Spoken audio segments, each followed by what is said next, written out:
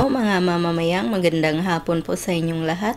Ngayong hapong ito po ay magluluto ako ng adobong paksiw na bangus with tanglad.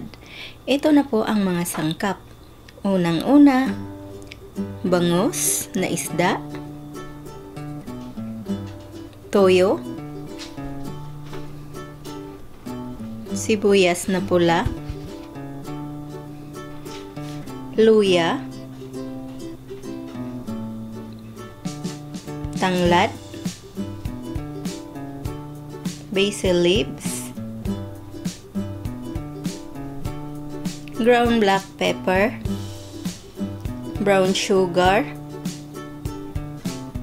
asin, at saka cooking oil. Gagamit din po tayo ng bawang at saka suka. Ayan na po, uumpisahan ko na pong lutuin po. Sa isang maliit na cooking pot ay ilagay po natin yung ating isda sa loob ng ating cooking pot.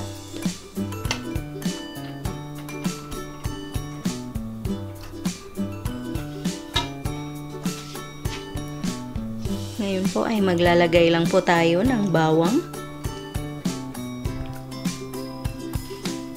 sibuyas,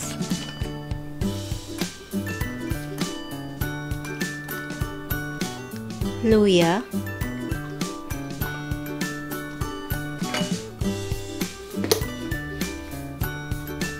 ground black pepper,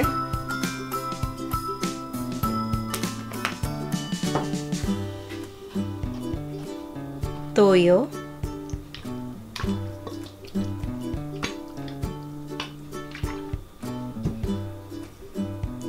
suka,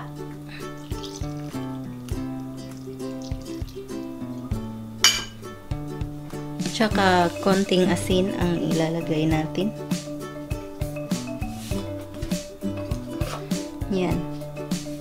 Pagkatapos po ay pwede na po nating lutuin to.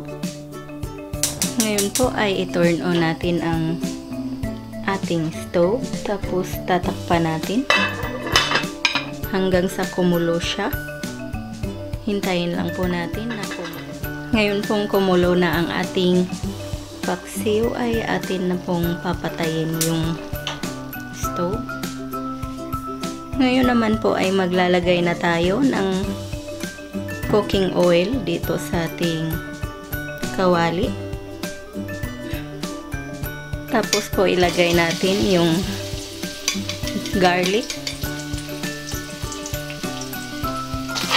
Hahaluin lang po natin tong ating bawang.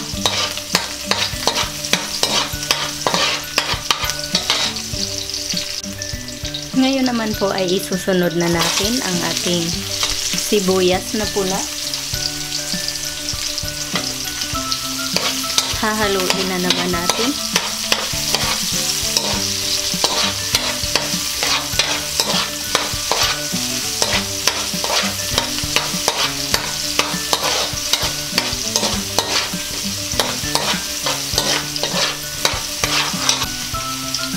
Pagkatapos po ay ilagay nyo na ang luya.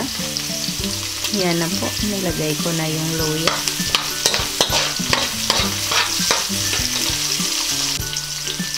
Ngayon po ay ilalagay na natin yung tanglad.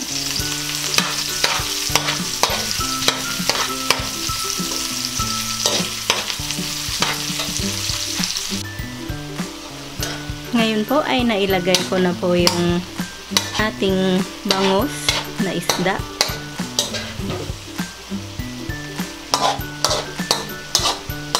Hahaluin lang natin ng dahan-dahan.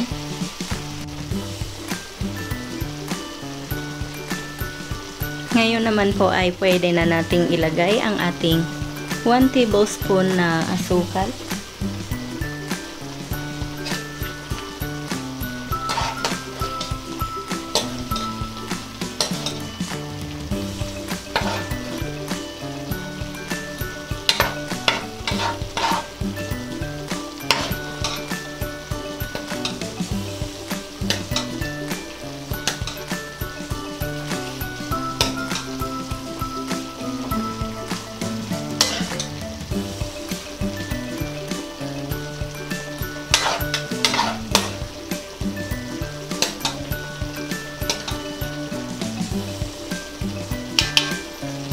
Magdadagdag lang po ako ng asin kasi medyo kulang po yung asin.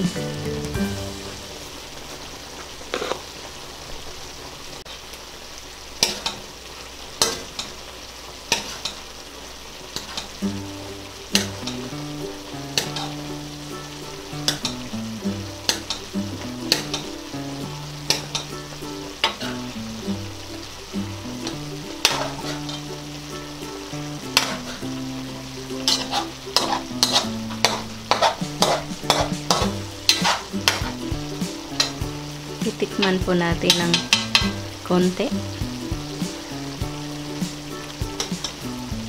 Yan. Okay na po yung lasa.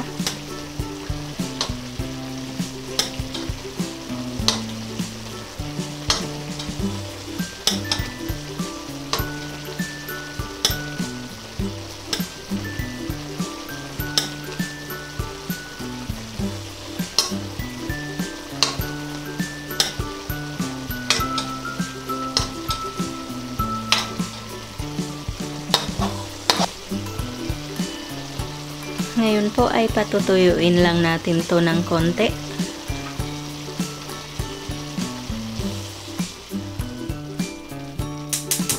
Ngayon pong luto na ang ating adobong paksiw na bangus ay ito-turn off na natin yung ating stove at hahanguin ko na po ito.